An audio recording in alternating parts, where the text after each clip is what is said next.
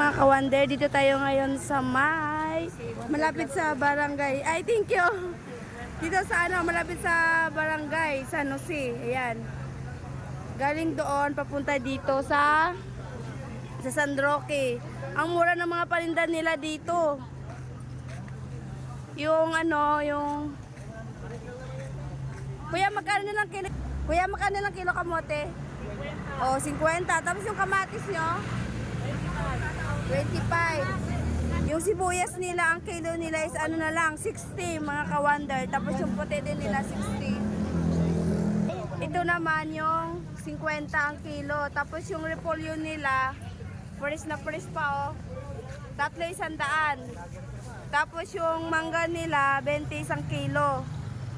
Ayan, sa taga-Kasiglahan, sugod na kayo dito kasi hindi sila araw-araw nandito nagtitinda. Bihira lang kayo kuya, no?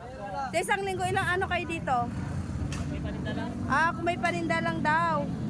Tapos yung mani naman nila, 100, isang kilo.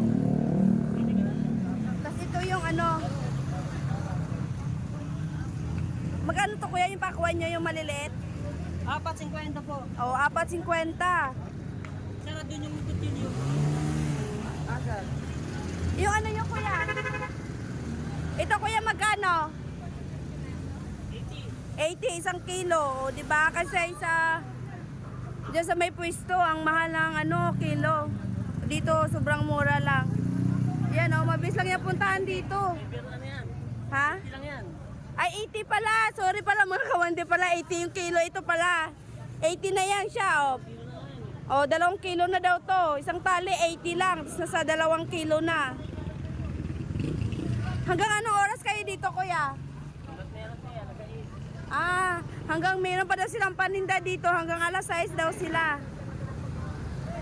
Ang daming bumibili na dito eh.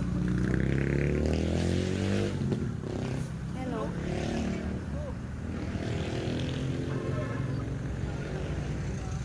Anong pangalan mo, ate?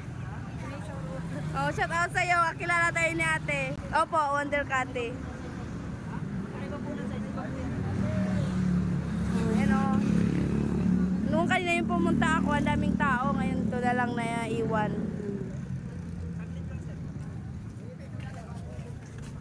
Kano sibuyas? Kuya, nasaan yung ko kuya? Magkano lahat sa akin kuya? Ano ba sa ito? Yan, yung 30 at saka yan. O yan.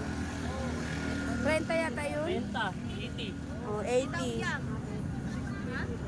Pero, parami ng tao dito. Kaya mabilis lang maubos yung kalakal nila, yung paninda nila. Yan, nakabili na tayo.